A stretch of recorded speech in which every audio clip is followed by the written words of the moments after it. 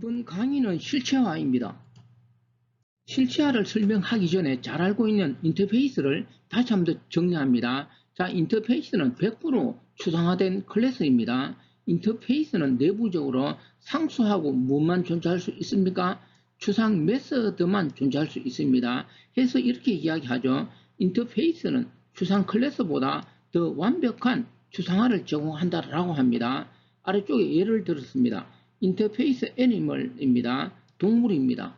내부적으로 일반 메서드는 존재할 수 없고 추상 메서드만 존재할 수 있습니다. 자, 여기 run하고 it가 뭘까요? 일반 메서드가 아니고 추상 메서드죠. 추상 메서드는 선언만 있고 그 정의는 없습니다. 정의가 없으니까 그냥 사용할 수 있을까요? 그냥 사용할 수 없죠. 재정의해서 사용해야 합니다. 재정의는 어디서 할까요? 상속받아서 자식에서 재정의해서 사용하는 것이죠. 아래쪽에 라이온, 자식 클래스입니다. 인터페이스 애니멀을 상속받았습니다. 인터페이스를 상속받을 때는 키워드 임플리먼트를 쓰는 거죠. 자, 이렇게 자식이 상속받아서 run하고 it을 어떻게 할 수 있을까요? 자기 입맛대로 이렇게 정의할 수 있겠죠. 자, 여기서 용어 하나 정리합니다. 인터페이스를 자식이 상속받아서 재정의하는 것을 무엇이라고 하느냐? 메서드를 구현한다, 이런 용어를 사용합니다. 그런데 다르게는 실체화한다, 이렇게도 용어를 사용합니다. 자, 이번에는 디자인 패턴에 나오는 인터페이스에 대해서 잠깐 살펴봅니다. 디자인 패턴은 현재 시험에 많이 출제되고 있죠. 뒤에서 구체적으로 다뤄봅니다. 여기서는 디자인 패턴하고 인터페이스의 관계에 대해서 간단하게 살펴보려고 합니다. 자, 먼저 화면에 있는 내용 읽어봅니다. 디자인 패턴은 인터페이스를 기본적으로 사용하고 있습니다. 그리고 그 디자인 패턴 교환해 보면은 이런 말이 있습니다. 인터페이스를 사용하면 좋은 일이 있을 것이다, 이렇게 이야기합니다. 이거는 무슨 말일까요?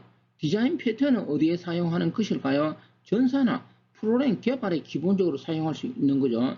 프로그램 개발에 인터페이스를 사용했을 때 좋은 일이 있다는 것은 무슨 뜻일까요? 인터페이스를 사용하면 프로그램 수정이 용이하기 때문입니다. 다르게 말하면 인터페이스를 사용하면 프로그램 유지 보수가 용이합니다. 자, 그리고 아래쪽은 디자인 패턴에서 엄청나게 많이 나오는 UML 다이어그램입니다. 자, 이 관련 내용은 뒤에서 설명하는데 여기서 간단하게 이야기하면 동물이 있고 동물은 인터페이스로 선언하였습니다. 그리고 사자하고 항소가 상속받아서 재정의하는 그런 구조를 나타냅니다. 자, 그러면 제가 여기서 또 하나 강조합니다. 소공 시험에 인터페이스는 직접 또는 간접적으로 매우 많이 등장하고 있습니다. 만약 소공 시험에서 프로그램 개발할 때 유지 보수 등등이 용이하다, 무엇하고 연관을 가져야 하느냐 라고 물어보면 답은 곧 무엇이 될 수 있을까요? 답은 인터페이스입니다. 자, 이번엔 클래스 다이어그램에서 실체화 관계 살펴봅니다. 그런데 이미 앞에서 기본적인 것은 다 설명하였습니다.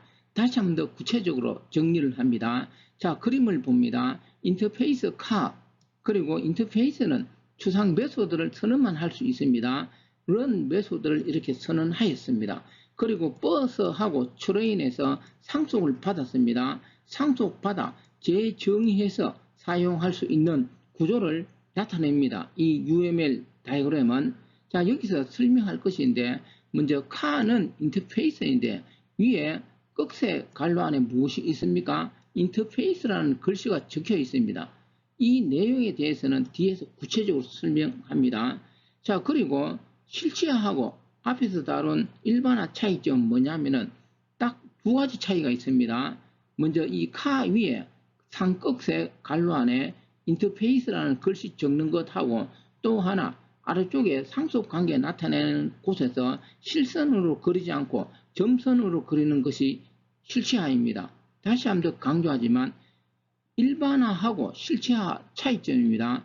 간혹 이 내용이 시험에 등장하므로 정리합니다. 다시 강조합니다.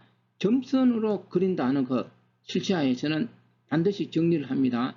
아래쪽은 그냥 자바 코드로 간단하게 기술하였습니다. 자, 이번엔 스테레오 타입에 대해서 정리합니다. 앞에서 잠깐 구경한 삼각색 갈론에 적혀 있는 인터페이스가 스테레오 타입입니다. 자, 그러면 스테레오 타입은 뭘까요? 아래쪽에 정리되어 있습니다.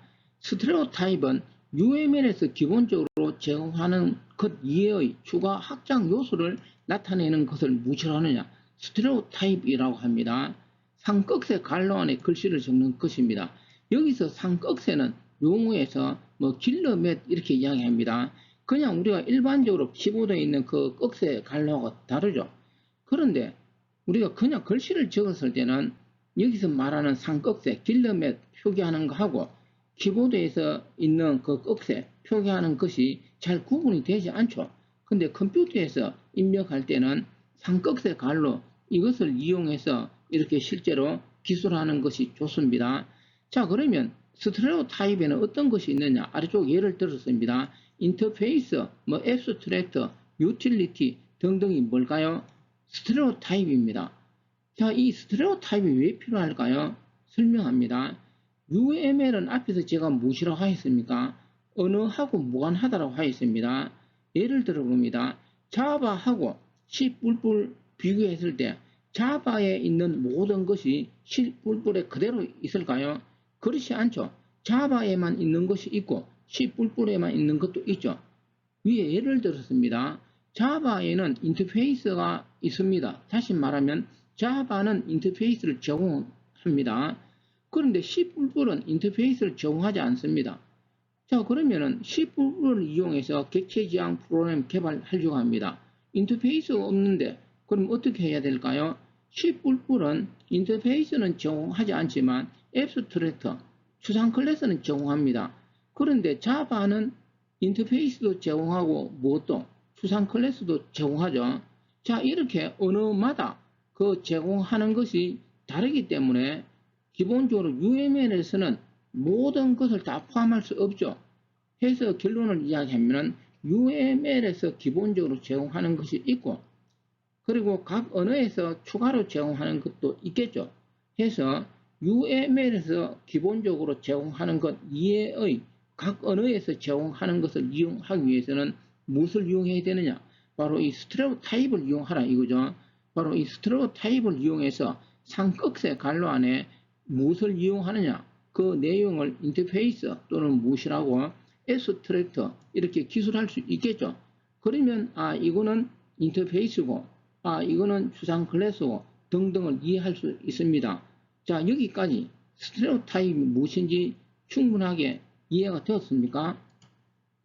자, 이번에는 UML에서 인터페이스를 그리는 또 다른 방법을 소개합니다. 화면에 두 가지 그림이 있습니다. 먼저 좌측에 있는 이 그림은 앞에서 인터페이스 그리는 방법 소개한 내용입니다. 사각형으로 인터페이스를 그리는 방법이죠.